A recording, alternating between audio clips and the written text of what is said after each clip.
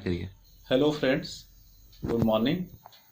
आज हम लोग समावेशी शिक्षा के बारे में अपनी समझ को स्पष्ट करेंगे। समावेशी शिक्षा एक नवीन शिक्षा प्रणाली है जो इस मान्यता पर आधारित है कि विशिष्ट आवश्यकता वाले बच्चों की शिक्षा की व्यवस्था सामान्य बच्चों के साथ ही की जानी चाहिए।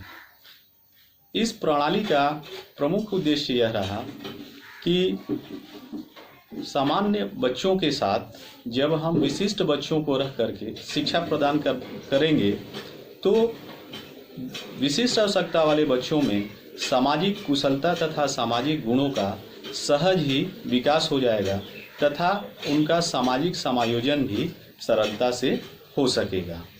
तो एक तरह से समावेशी शिक्षा सभी प्रकार के बच्चों को, सामान्य बच्चों के साथ साथ विशेष आवश्यकता वाले बच्चों को सामाजिक समायोजन की सुनिश्चित करने की दिशा में एक प्रमुख कदम है। अब प्रश्न उठता है कि आखिर समावेशी शिक्षा क्या है। तो इसके लिए हमें इस समावेशी शिक्षा जो है दो शब्दों से मिलकर बना है, एक समावेशी, दूसरा शिक्षा। तो सबसे पहले हमें समावेशी शब्द को समझना पड़ेगा। समावेशी शब्द के लिए अंग्रेजी में इंक्लूसिव शब्द का प्रयोग किया जाता है, जिसका अर्थ सम्मिलित या साथ लेकर चलने से है। इसके लिए अंग्रेजी में ही इंक्लूशन शब्द का भी प्रयोग किया जाता है, जिसका अर्थ समावेशन होता है, यानी सम्मिलित करते हुए आगे बढ़ने की भाव को यह इंगित करता है, प्रतिनिधित्व करता है। तो अब प्रश्न उठता है कि आखिर किसका हम समावेशन करेंगे। तो जब हम समावेशन की दृष्टि से जब शिक्षा पर विचार करते हैं तो निश्चित रूप से हम पाते हैं कि कुछ ऐसे वर्ग हैं जो शिक्षा की मुख्य धारा से अभी कोसों दूर हैं। उनको शिक्षा की मुख्य धारा में लाने की नितांत आवश्यकता है। इसके लिए अगर हम देखें कि वे कौन सा वर्ग है तो स्पष्ट मोटे तौर पर ही वो दिख जाते हैं। जैसे वंचित वर्ग एक है, जो सामाजिक रूप से ऐसे वर्ग हैं जिनमें SC, ST, OBC हम कह सकते हैं कि जो अभी भी शिक्षा की मुख्य धारा में अगर हम इनके साक्षरता दर को देखेंगे तो यह पता चलता है कि अभी भी ये शिक्षा की मुख्य धारा से कोसों दूर हैं।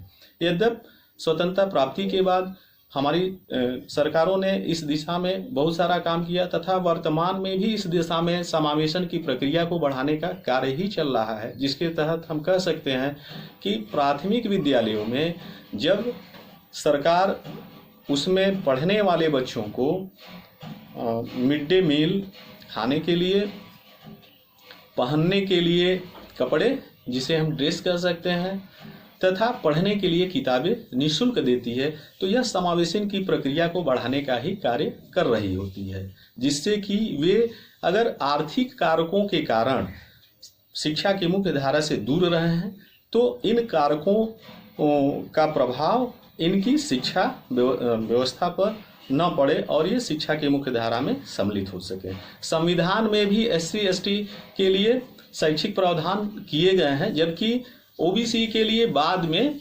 प्रावधान किए गए हैं। संविधान में प्रावधान OBC के लिए मूल संविधान में नहीं था, ये बाद में इसको जोड़ा गया है। अब एक दूसरा जो है वंचित वर्ग हम देखते हैं लिंग के आधार पर, तो वो निश्चित रूप से बालिकाएं हैं, लड़कियां हैं। भारत में स्त्री शिक्षा की जो स्थिति है, जैसा कि आप जानते हैं, शुरू से ही पुरुषों की तुलना में काफ़ी खराब रही है, दयनीय स्थिति में रही है। आज हम इस स्थिति को अगर समझना चाहें तो हम राष्ट्रीय साक्षरता दर को देख सकते हैं, जिसमें स्त्री तथा पुरुष के बीच जो साक्षरता दर का जो एक गैप है, वो अंतर है, वो लगभग 20% के आसपास है, जो यह बताता है कि अभी भी लड़कियों की शिक्षा पर उतना ध्यान नहीं दिया जा रहा है। लेकिन यह भी नहीं है कि ध्यान नहीं दिया जा रहा है। प्राचीन काल से या अन्य विगत कुछ वर्षों में अगर हम इसको या हम दशकी जो जनगणना है, अगर उसको हम उठा करके देखते हैं तो यह निश्चित रूप से हर दशकी वर्ष के बाद इसमें उत्तरोत्तर वृद्धि देखी गई है। लेकिन अभी भी इनके समावेशन के, बालिकाओं के समावेशन की यह प्रक्रिया पूरी तरह से कंप्लीट नहीं हो पाई है, पूरी तरह से बालकों के समान नहीं आ पाई है। तो इस दिशा में जब तक हम इनका समावेशन नहीं करते हैं तब तक हम किस बात की समावेशी शिक्षा कर पाएंगे, जब तक ये शिक्षा के मुख्य धारा में नहीं आए। तीसरा जो वर्ग है समावेशी शिक्षा के अंतर्गत, वह विशिष्ट आवश्यकता वाले बच्चे हैं। अब प्रश्न यह उठता है कि ये विशिष्ट आवश्यकता वाले स्पेशल नीड्स चिल्ड्रन कौन से हैं? तो स्पेशल नीड्स चिल्ड्रन वो सामान्य क्लास में ही पाया जाता है, कहीं अलग नहीं होता है। दुनिया की कोई भी क्लास हो उसमें स्पेशल नीड्स चिल्ड्रन आपको मिल जाएंगे। बस एक शिक्षक होने के नाते, आप चूंकि भविष्य के शिक्षक बनने वाले हैं, तो आप में यह विजन होनी चाहिए, दृष्टि होनी चाहिए कि आप अपनी क्लास में ऐसे बच्चे जो विशिष्ट आवश्यकताओं से संबंधित हैं, वे आपकी दृष्टि से बचे नहीं, वे आपकी दृष्टि में आ जाए ताकि आप उनका समावेशन कर सकें। तो एक लाइन में अगर मैं कहूँ कि विशिष्ट आवश्यकता वाले बच्चे कौन से हैं, तो उनके लिए मेरे पास यही है कि वे बच्चे जो सामान्य बच्चों से अलग हैं। तो वो किस तरह से अलग हैं? चाहे वे बुद्धि लब्धि के स्तर पर अलग हों, शारीरिक या मानसिक विशेषताओं में एक दूसरे से अलग हों, अधिगम या शैक्षिक दृष्टि से एक दूसरे से अंतर हैं, सामान्य बच्चों से अंतर हैं, वे सब विशिष्ट आवश्यकता वाले बच्चे होते हैं।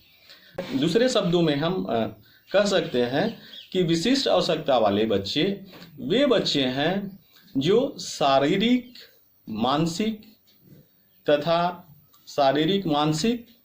सांवेगिक, सामाजिक तथा व्यवहारिक विशेषताओं के कारण उनकी शक्तियों तथा योग्यताओं का विकास करने के लिए परंपरागत शिक्षण विधियों में परिमार्जन की आवश्यकता होती है। इन्हें ही विशेष आवश्यकता वाले बच्चे कहते हैं।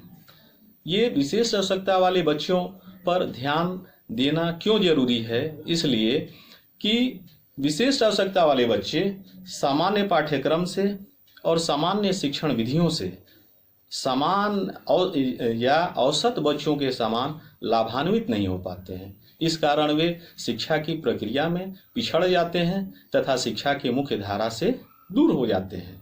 ये जो नवीन शिक्षा प्रणाली है, समावेशी शिक्षा, वह इस बात का अवसर देती है कि ऐसे बच्चों की शिक्षा व्यवस्था इस प्रकार की जाए कि वे शिक्षा की मुख्य धारा में जुड़ सकें, बने रहें तथा अपना सर्वांगीण विकास कर सकें।